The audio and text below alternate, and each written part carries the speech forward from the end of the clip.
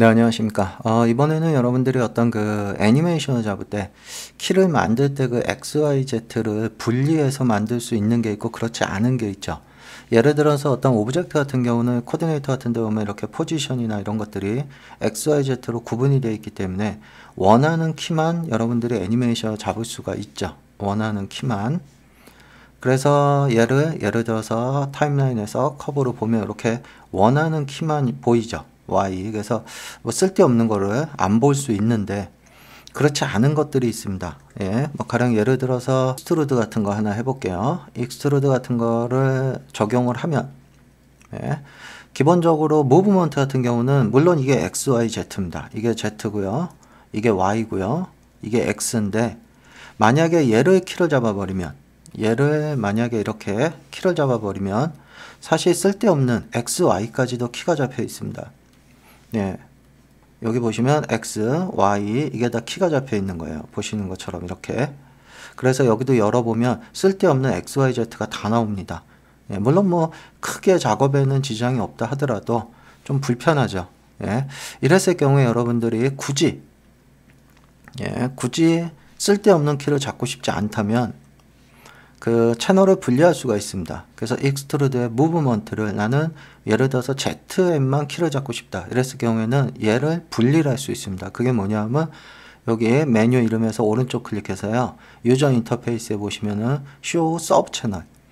얘를 체크를 하시면은 이렇게 분리가 됩니다. 축이. 예, 그래서 예를 들어서 ZM만 키를 잡고 싶다 하면 Z만 여러분들이 원하는 대로 키를 잡아 두시면 나중에 타임라인 가서 작업을 하실 때 쓸데없는 X, Y는 안 나온다는 거죠. 그래서 Z만 보면서 여러분들이 원하는 대로 그래프를 수정하기도 편하고요. 이것뿐만이 아닙니다. 다른 것들도 다 적용이 돼요. 예를 들어 밴드 같은 경우 얘도 사실상 여기 보시면 사이즈나 이런 것들 보시면 이게 X고 Y고 Z인데요. 여기다 키를 잡아버리면 X, Y, Z가 다 되죠. 예를 들어서 나는 뭐 ZM만 혹은 뭐 XM만 나는 키를 잡고 싶다라고 한다면 얘를 분리할 수 있습니다. 사이즈 여기서 오른쪽 클릭해서 유저 인터페이스에서 Show Sub Channel 이렇게 되면 X만 따로 키를 잡을 수 있다는 거죠. 이렇게 해서 나중에 뭐 커브나 이런 거를 수정을 하실 때 쓸데없는 게 보이지 않으니까 작업하시는데 좀 편할 수 있는 거죠. 자, 그럼 이제 이렇게 만들어진 얘를 다시 합치는 거, 서브 채널을 합치는 거. 만약에 얘를 합치고 싶다라고 했을 때는요. 얘만 선택해서 오른쪽 클릭해서는 안 나옵니다. 그 메뉴가 활성화가 안 돼요. 반드시 합치고자 하는 채널 얘네들을 다 세 개를 선택을 해 주셔야 돼요.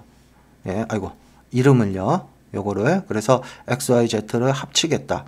그래서 유저 인터페이스에서 얘를 다시 꺼버리면 이렇게 합쳐져 버립니다. 방금 전에 제가 익스트루드도 분리를 시켜놨죠. 그러면 이렇게 분리된 상태로 남아 있습니다.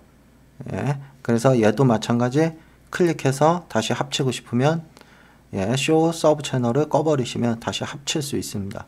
그래서 여러분들 쓸데없는 곳에 키를 잡는다는 거는 나중에 수정할 때 불필요한 그 뭐 보이는 것도 있지만 또 헷갈릴 수 있고 키가 많다면 그래서 쓸데없는 곳에 키를 잡지 않는 것도 작업하는 데 어떤 노하우가 되겠죠. 그래서 여러분들이 어떤 채널을 분리하고 싶을 때는 요 메뉴 유저 인터페이스에서 Show Sub Channel 얘를 껐다 켰다 하시면서 작업을 하시기 바랍니다.